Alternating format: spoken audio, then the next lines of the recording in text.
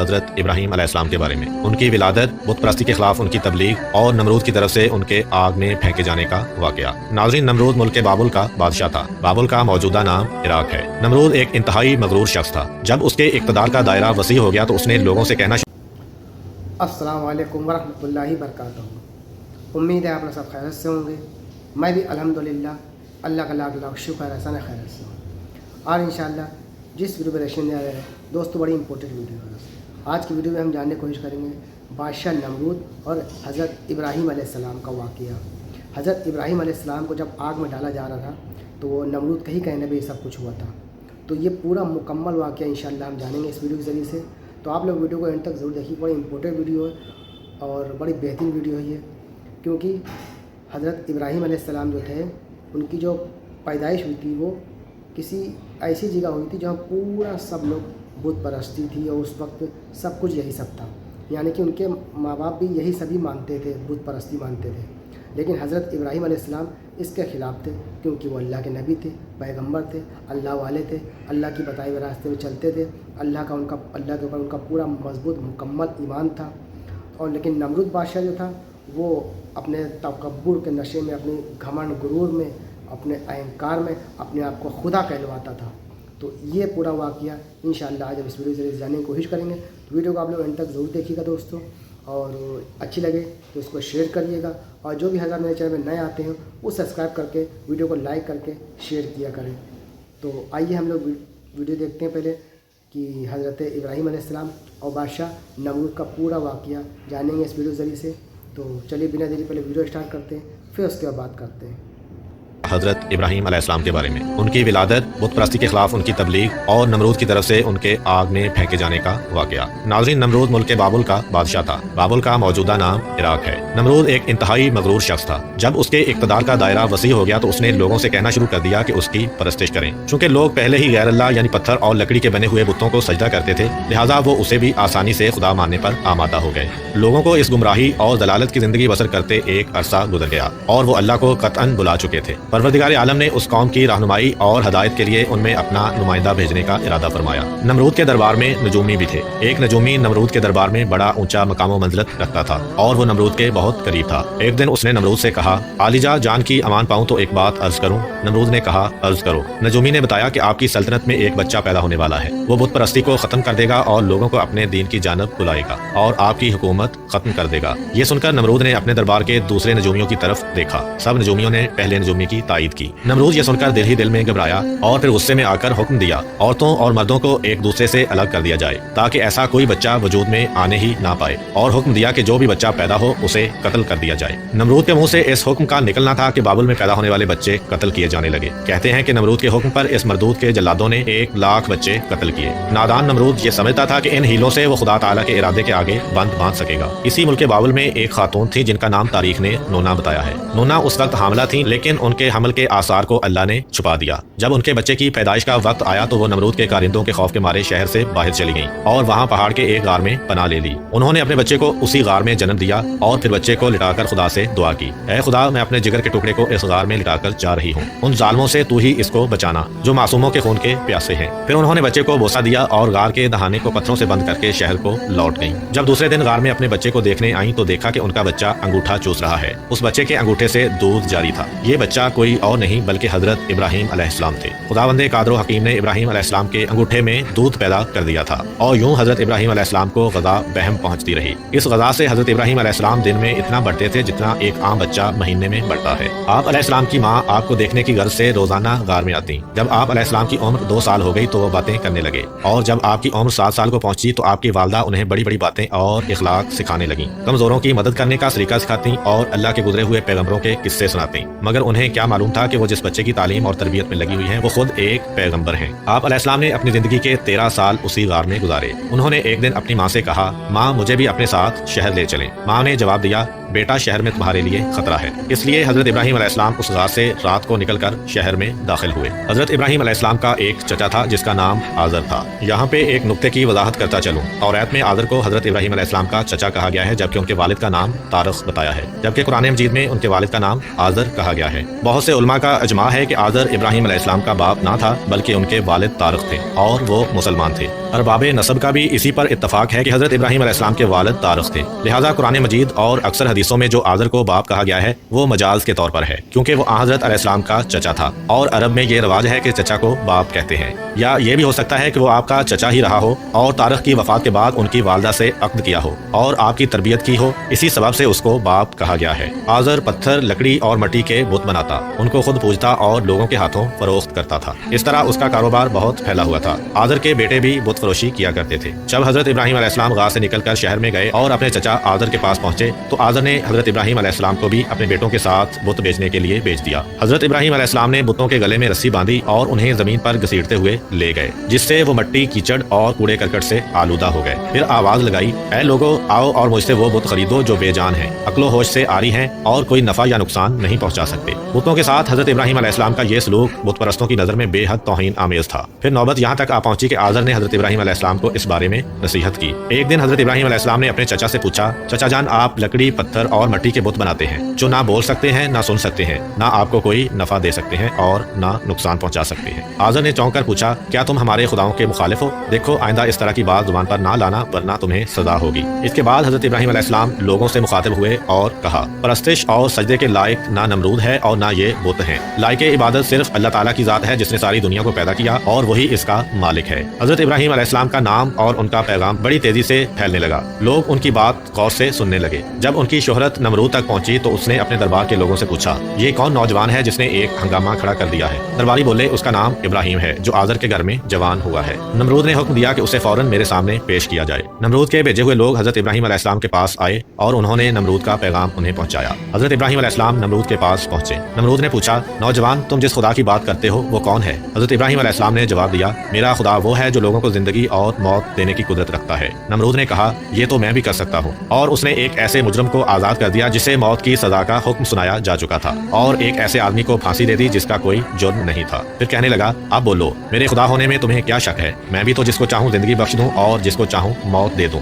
حضرت ابراہیم علیہ السلام نے فرمایا، اگر تو سچا ہے تو جس کو قتل کیا ہے اس کو زندہ کر کے دکھا۔ پھر فرمایا، میرا خدا سورج کو مشرق سے نکالتا ہے اور مغرب میں غروب کرتا ہے، تو اسے مغرب سے نکال کر دکھا۔ نمرود سے اس سوال کا کوئی جواب نہ بن پڑا اور وہ شرمندہ ہو گیا۔ اس وقت حضرت ابراہیم علیہ السلام کی والدہ نے نمرود سے کہا، بادشاہ سلامت، مجھے اجازت دیں کہ میں ابراہیم علیہ السلام کو اپنے ساتھ لے جاؤں کیونکہ یہ ابھی ناسمجھ ہے۔ آزر بولا، بادشاہ سلامت، آپ ابراہیم علیہ السلام کو گھر جانے کی اجازت دے دیں، میں اسے آپ کی اور بتوں کی توہین سے باز رکھنے کی ضمانت دیتا ہوں۔ نمرود نے کہا، میں تمہاری خاطر ابراہیم علیہ السلام کو معاف کرتا ہوں، لیکن اگر اس نے آئندہ کوئی ہنگامہ کھڑا کیا تو میں اسے زندہ جلا دوں گا۔ حضرت ابراہیم علیہ السلام اس واقعے کے بعد بھی اپنے مشن سے باز نہ آئے اور انہوں نے ایک دن آزر سے کہا، چچا جان، یہ بت کیا ہیں جن کو آپ خود بناتے ہیں، خود پوجتے ہیں اور خود ہی ان کو خدا مانتے ہیں؟ آزر یہ بات سنتے ہی بگڑ گیا اور اس نے کہا، ابراہیم، فوراً میرے گھر سے نکل جاؤ، میں تمہاری شوخی مزید برداشت نہیں کر سکتا۔ حضرت ابراہیم علیہ السلام یہ کہتے ہوئے گھر سے نکلے، چچا جان، آپ نہیں مانتے تو میں جاتا ہوں، مگر میں اپنے مشن سے باز نہیں آؤں گا، کیونکہ میں خدا سے ڈرتا ہوں، ان بتوں سے یا نمرود سے نہیں ڈرتا۔ حضرت ابراہیم علیہ السلام نے اپنے چچا کے گھر سے الگ اپنا کوئی انتظام کر لیا اور وہاں سے چلے گئے، مگر اپنے قول کے مطابق ایک اللہ کی بندگی کی دعوت دیتے رہے اور بتوں کی خدائی کا انکار کرتے رہے۔ ملک بابل کے لوگ ہر سال ایک عید منایا کرتے تھے اور اس دن وہ کچھ خصوصی مراسم انجام دیا کرتے تھے، چنانچہ وہ لوگ سارا دن شہر سے باہر گزارتے تھے۔ ایک دفعہ جب عید کا دن آیا اور وہ لوگ شہر سے باہر چلے گئے تو حضرت ابراہیم علیہ السلام اکیلے اس شہر میں باقی رہ گئے۔ جب حضرت ابراہیم علیہ السلام نے دیکھا کہ شہر خالی ہے اور بت خانے کا کوئی محافظ بھی نہیں ہے، حضرت ابراہیم علیہ السلام نے ایک کلہاڑا لیا اور بت خانے میں جا پہنچے۔ اس عالی شان بت خانے کو دیکھنے لگے جس کو بڑی نفاست سے سجایا گیا تھا۔ اس میں مختلف بتوں کو ان کے رتبے کے مطابق ترتیب دیا گیا تھا۔ تب آپ نے ان بتوں کا مذاق اڑانے کے لیے وہ کھانا ان کے آگے رکھا جو آپ ساتھ لے گئے تھے۔ آپ نے ان سے کہا، کیا تم کھانا کھاؤ گے؟ جب بتوں کی طرف سے کوئی جواب نہ ملا تو ازراہ تمسخر کہا، تم بولتے کیوں نہیں؟ لیکن اب بھی کوئی جواب نہ ملا۔ اس پر حضرت ابراہیم علیہ السلام نے کلہاڑا اٹھایا اور ایک کنارے سے بتوں کو توڑنا شروع کیا۔ سارے بت چکنا چور کر دیے۔ آخر میں سب سے بڑے بت کے کندھے پر کلہاڑا رکھ دیا اور بت خانے سے نکل گئے۔ جب شہر کے لوگ واپس لوٹے تو اپنے بت خانے میں گئے۔ وہاں جو ان کے بتوں کا حشر تھا دیکھ کر بہت حیران اور غصہ ہوئے۔ لوگ سوچ میں مبتلا تھے کہ یہ سب کچھ کس نے کیا ہوگا۔ سب لوگوں کی زبان پر ایک ہی سوال تھا، کس نے ہمارے خداؤں کے ساتھ یہ سلوک کیا ہے؟ بعض لوگوں نے کہا کہ ہم نے ایک نوجوان کو ان بتوں کی برائی بیان کرتے سنا ہے کہ جس کا نام ابراہیم ہے، وہ بتوں کی عبادت کو بے عقلی کا کام سمجھتا ہے اور اس نے ہمیں لعنت ملامت بھی کی تھی، اس لیے ممکن ہے کہ یہ کام اسی نے किया हो। इस तरह हजरत इब्राहीम अलैहिस्सलाम पर शक जाहिर करने के बाद उन पर एक मुकदमा चलाया गया। उन्होंने हजरत इब्राहीम अलैहिस्सलाम से पूछा, क्या हमारे खुदाओं के साथ ये सलूक तुमने किया है? हजरत इब्राहीम अलैहिस्सलाम ने बड़े इत्मीनान से जवाब दिया, ये बात इस बड़े बुत से पूछिए जिसके कंधे पर कुल्हाड़ा है। उस शख्स ने कहा, वो तो बोल नहीं सकता। हजरत इब्राहीम अलैहिस्सलाम ने जवाब दिया, जी हाँ, बोलना तो दूर की बात है, अगर इसकी नाक पर कोई मक्खी भी बैठ जाए तो ये उसे भी उड़ा नहीं सकता। भला दूसरों को कोई फायदा या नुकसान क्या पहुंचाएगा? मगर ताज्जुब की बात यह है कि तुम लोग फिर भी इस मजबूर और लाचार को खुदा मानते हो, इसको सजदा करते हो और इसकी पूजा में मस्त रहते हो। बस नहीं करते तो उस खुदा की इबादत जिसने सारी कायनात को पैदा किया और जो हर चीज पर कुदरत रखता है। लोगों ने हजरत इब्राहीम अलैहिस्सलाम की बातें बड़े गौर से सुनी। वो सोचने लगे, नौजवान सच कहता है, सचमुच मिट्टी, लकड़ी और पत्थर की मूर्तियों में क्या ताकत है। लेकिन एक आदमी के दिल पर आप अलैहिस्सलाम की बातों का उल्टा ही असर हुआ। वो बोला, इब्राहीम, तुम्हारी बातों से पता चलता है कि हमारे खुदाओं का सत्यानाश तुमने ही किया है, और अगर तुम्हें छोड़ दिया जाए तो आज तुमने हमारे बुतों को तोड़ा है, कल हमारा पूरा बुतखाना ही गिरा दोगे। इसलिए तुम जैसे इंसान को जिंदा नहीं छोड़ा जा सकता। जो लोग उस वक्त मौजूद थे वो उस शख्स की बातों को गौर से सुन रहे थे। ये शख्स नमरूद का भेजा हुआ जज था। लोग खड़े इस बात का इंतजार कर रहे थे कि देखें नौजवान के लिए क्या सजा तजवीज की जाती है। इस सजा को सुनने के लिए उन्हें ज्यादा इंतजार न करना पड़ा। जज बोला, इब्राहीम, तुम्हारे इस जुर्म की सजा यह है कि तुम्हें जिंदा जला दिया जाएगा और तुम्हारी खाक हवा में उड़ा दी जाएगी। हजरत इब्राहीम अलैहिस्सलाम ने कहा, मैं तुम्हारे इस फैसले से नहीं डरता। जिंदगी और मौत का मालिक मेरा अल्लाह है। मैं जो कुछ कह रहा हूँ वो हक है और मेरी बात को मेरा अल्लाह सुन रहा है। जज ने हजरत इब्राहीम अलैहिस्सलाम को जो फैसला सुनाया, नमरूद ने इस पर अमल दरामद के लिए फौरन तैयारी शुरू कर दी। उसने उस शहर और इर्द गिर्द के इलाकों में ऐलान करा दिया, हमारे बुतों को तोड़ने और उनकी तौहीन करने वाले नौजवान को जिंदा जलाने के लिए सब लोग ईंधन इकट्ठा करें। उधर बुतखाने के पुजारियों ने भी ऐलान किया कि जो लोग अपनी किसी मुराद के पूरा होने के लिए ईंधन जमा करेंगे उनकी मुराद पूरी होगी। इस ऐलान को सुनकर लोगों ने ज्यादा से ज्यादा ईंधन इकट्ठा करना शुरू कर दिया। इधर शहर के तमाम लोगों ने लकड़ियों को इकट्ठा करना शुरू कर दिया। उधर हजरत इब्राहीम अलैहिस्सलाम कैद कर लिए गए। लोगों ने ईंधन के लिए लकड़ियों को इकट्ठा करके एक जगह उसका टाल लगा दिया। इसके बाद उन लकड़ियों को आग लगाई गई। जब शोले भड़क उठे तो हजरत इब्राहीम अलैहिस्सलाम को कैद खाने से निकाल कर लाया गया। जब उन्हें उस मैदान में लाया गया जहां आग जलाई गई थी तो आप अलैहिस्सलाम उस आग को देखकर हंस पड़े। हजरत इब्राहीम अलैहिस्सलाम ने उस ऊंचे मीनार को भी देखा जो मैदान से कुछ फासले पर तामीर किया गया था, जिसमें एक खूबसूरत कमरा था जहां नमरूद के साथ उसके वजीर और मशीर बैठे थे। कहते हैं कि ये आग इस कदर शदीद थी कि इसके ऊपर एक फर्सख के फासले तक कोई परिंदा उड़ नहीं सकता था। चुनांचे जब हजरत इब्राहीम अलैहिस्सलाम को लाया गया तो उन लोगों को ये मसला दरपेश हुआ कि अब इब्राहीम को इस आग में कैसे फेंका जाए। इस दौरान शैतान ने उन लोगों के दिमाग में मंजनीक का तस्वुर डाला। हजरत इमाम जाफर सादिक अलैहिस्सलाम से मनकूल है कि मंजनीक दुनिया में सबसे पहले हजरत इब्राहीम अलैहिस्सलाम के लिए कूफा में कौसार नामी एक नहर के किनारे बनाई गई और वो करिया कंताना में थी। उस मंजनीक को शैतान ने बनाया था। चुनांचे हजरत इब्राहीम अलैहिस्सलाम को मंजनीक के जरिए आग में फेंक दिया गया। उस वक्त आसमानों जमीन से फरियाद बुलंद हुई और कायनात की हर शय ने इब्राहीम अलैहिस्सलाम की इमदाद की ख्वाहिश की। जमीन ने कहा,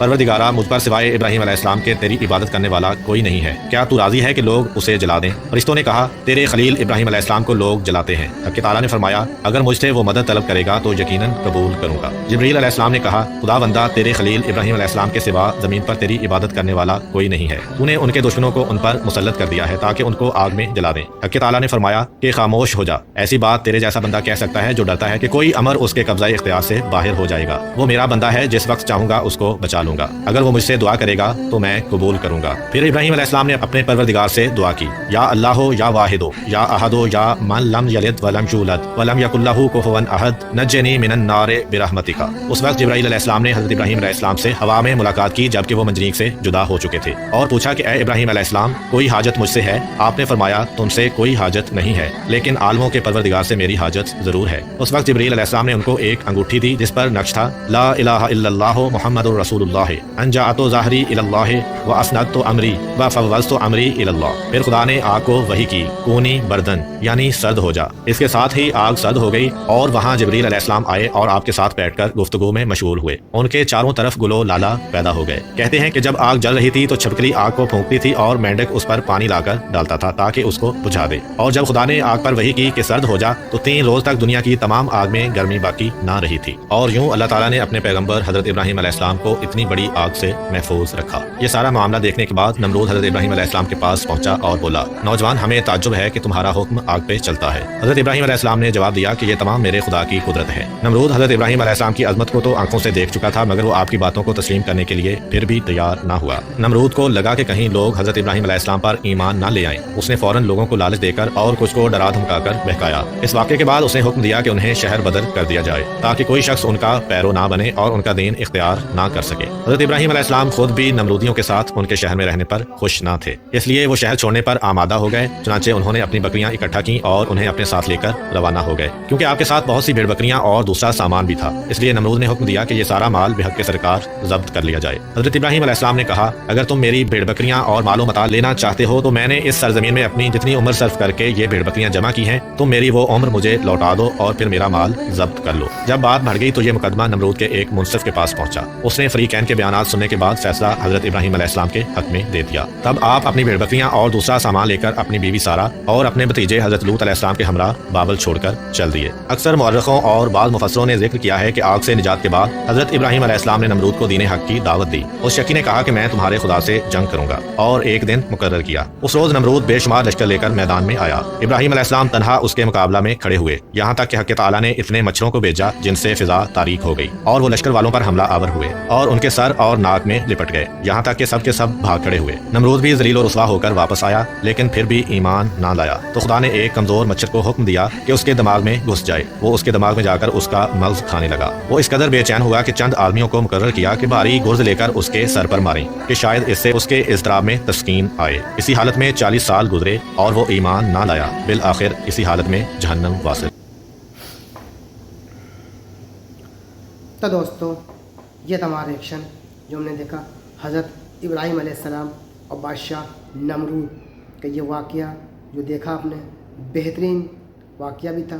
دوسری بات، نمرود بادشاہ بہت ہی ظالم قسم کا انسان تھا، اپنے آپ کو خدا کہلانے والا تھا، خدا سے جنگ کرنے کی اس نے دعوت بھی دے دی اور حضرت ابراہیم علیہ السلام اس کو اسلام کی دعوت بھی دی، لیکن اس نے ٹھکرا دیا ان کی بات کو اور وہ خدا سے اس نے کہا جنگ کریں گے۔ تو دیکھا آپ نے اپنی پوری فوج لے کے میدان میں پہنچا اور اکیلے تنہا حضرت ابراہیم علیہ السلام، اور اللہ کی مدد کیسے آئی، چھوٹے چھوٹے سے ایک دم کیڑے جو اس کی فوج پہ ناک میں، منہ میں، آنکھ میں گھس گئے اور کان میں گھس گئے اور پوری فوج چتر بتر ہو گئی۔ بادشاہ نمرود منہ کی کھایا اور واپس چلا آیا، پھر بھی وہ کیا بولتے ہیں اپنی حرکت سے باز نہیں آیا، یعنی کہ اس نے ذلت بھی اٹھائی، رسوائی بھی اٹھائی، پھر بھی اس نے ایمان قبول نہیں کیا۔ تو اللہ تعالیٰ نے ایک ایسا چھوٹا مچھر اس کے دماغ کے اندر پہنچا دیا جس سے کیا بولتے ہیں اس کو لوگ مارتے تھے، اس پہ جوتے چپل، تب جا کے اس کو کچھ راحت ملتی تھی تھوڑی دیر کے لیے، اور اس طرح سے اس نے 40 سال اپنے پورے بتائے اور پھر بھی وہ ایمان نہیں آیا اور سمجھ لیجئے ایسے ہی وہ مر گیا، یعنی کہ وہ کافر کی موت مر گیا، یہ سمجھ لیجئے۔ تو یہ تھا ہمارا ایکشن۔ امید ہے آپ کو ویڈیو اچھی لگی ہوگی۔ ویڈیو اچھی لگی ہو دوستوں تو اس کو شیئر ضرور کریے گا۔